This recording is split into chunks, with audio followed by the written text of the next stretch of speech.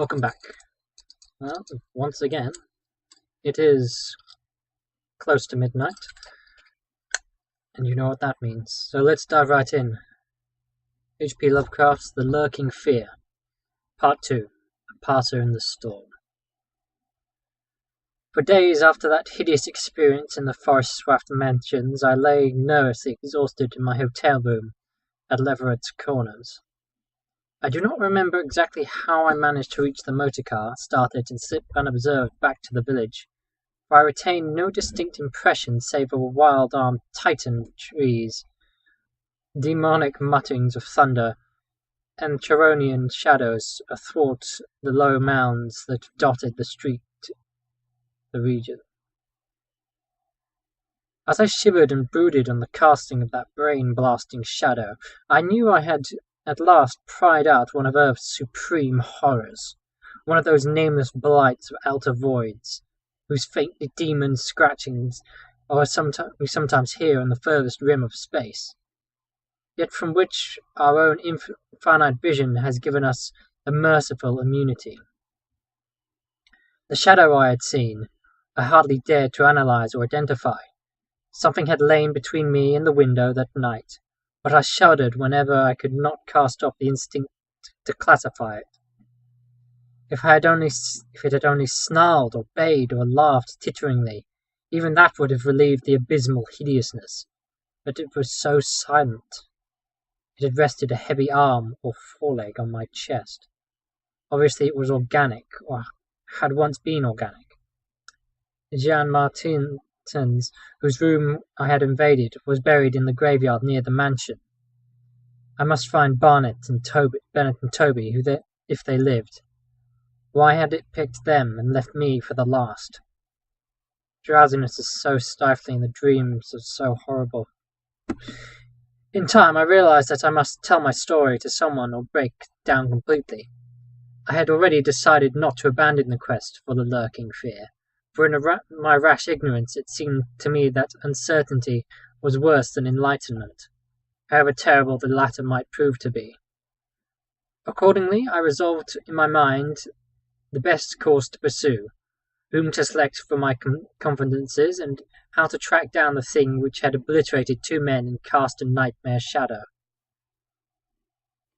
My chief acquaintances of Leverett's Corners had been the affable reporters, of whom several had still remained to collect final echoes of the tragedy.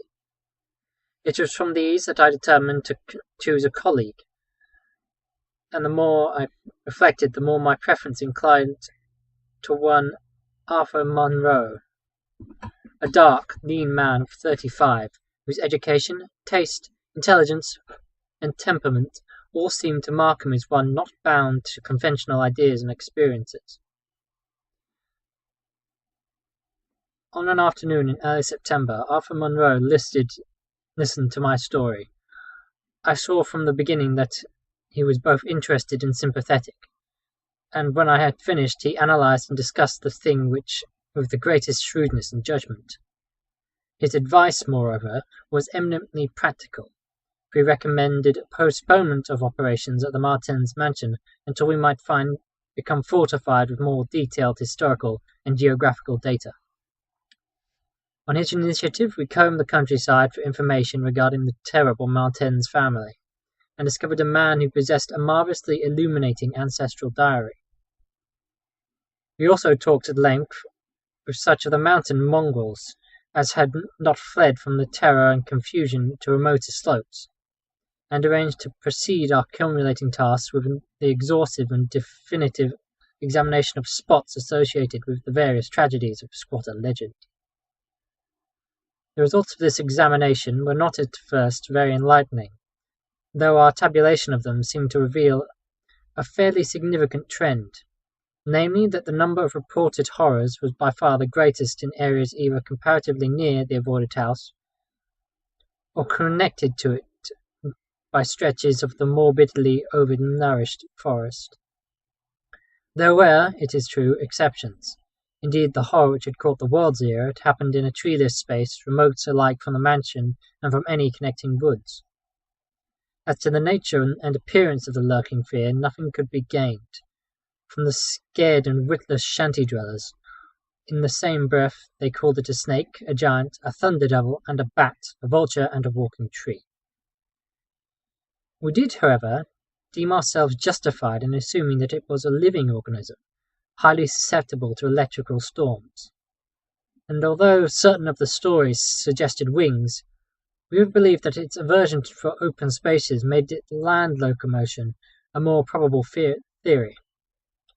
The only really incompatible with the latter view was the rapidity with which the creature must have travelled in order to perform all the deeds attributed to it. When we came to know the squatters better, we found them curiously likeable in many ways. Simple animals we were, gently descending the evolutionary scale because of the unfortunate ancestry in stultifying isolation. They feared outsiders, but slowly grew accustomed to us, finally helping vastly when we beat down all the thickets and tore out all the partitions of the mansion in our search for the lurking fear. When we asked them to help us find Bennett and Toby, they were truly distressed, for they wanted to help us, yet knew that the victims had gone as wholly out of this world as their own missing people. That great numbers of them had actually been killed and removed, just as the wild animals had long been exterminated, we of course thoroughly convinced, and we waited apprehensively for further tragedies to occur. By the middle of October, we were puzzled by our lack of progress.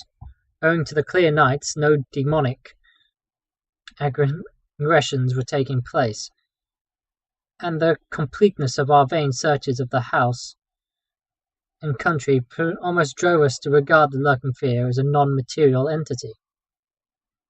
We feared that the cold weather would come and halt our explorations, for all agreed that the demon was generally quiet in winter. Thus there was a kind of haste and desperation in our last daylight canvas of the horror-visited hamlet, a hamlet now deserted because of the squatters' fears.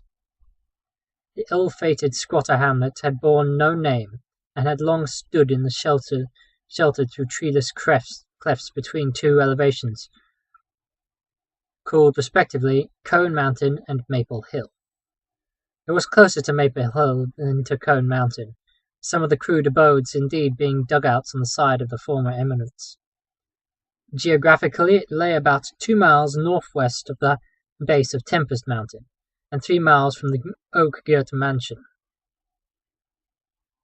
Of the distance between the hamlet and the mansion, fully 2 miles and a quarter on the hamlet's side were entirely open country, the plain being fairly level, character save for some of the low snake-like mounds, and having as vegetation only grass and scattered weeds. Considering the topography, it had finally concluded that the demon must have come by way of Cone Mountain, a wooded southern prolongation of which ran to within a short distance of the westernmost spur of Tempest Mountain. The upheaval of ground we traced conclusively to a landslide from Maple Hill, a tall, lone, splintered tree on whose side had been the striking point of the thunderbolt which summoned the fiend.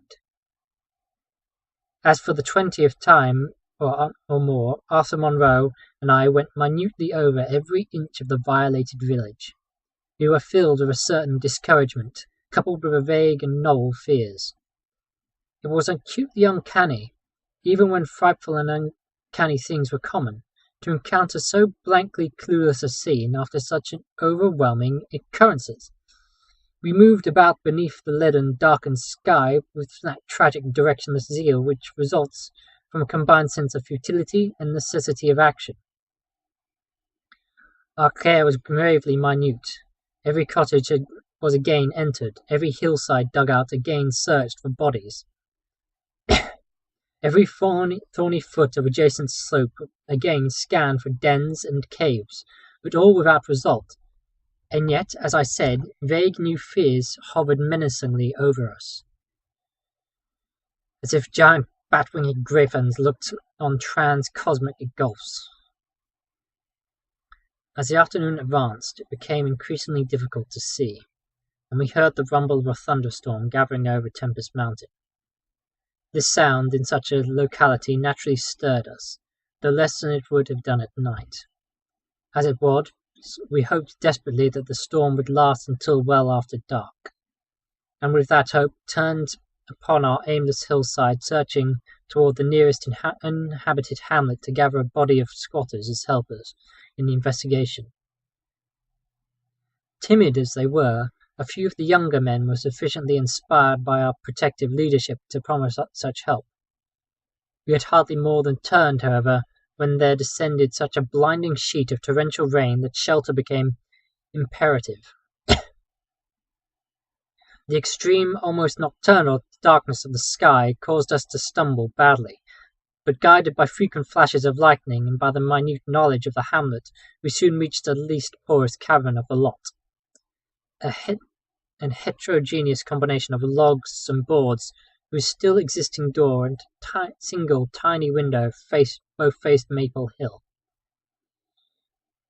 Barring the door after us against the fury of the wind and rain, we put the crude window shutter which we frequent searchers had taught us where to find.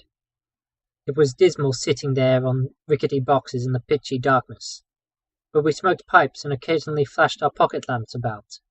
Now and then we could see lightning through the cracks in the wall. The afternoon was so incredibly dark that each flash was extremely vivid. The stormy vigil reminded me shudderingly of the ghastly night on Tempest Mountain. My mind turned to that odd question which had kept recurring ever since that nightmare thing had happened.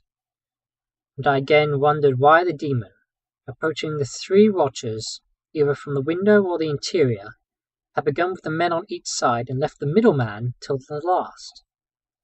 When the Titan fireball had scared it away, why had it not taken its victims in natural order, with myself second from whichever direction it had approached? With what manner of far-reaching tentacles did it prey? Or did it know that I was the leader and save me for a fate worse than that of my companions? In the midst of these reflections, as if dramatically arranged to intensify them, there fell nearby a terrific bolt of lightning, followed by the sound of sliding earth. At the same time, the wolfish wind rose in demonic crescendos and ululation. We were sure that the one tree on Maple Hill had been struck again, and Monroe rose from his box and went to the tiny window to ascertain the damage. When he took down the shutter, the wind and rain howled deafeningly in, so that it could not hear what he said, but I waited while he leaned out and tried to fathom nature's pandemonium.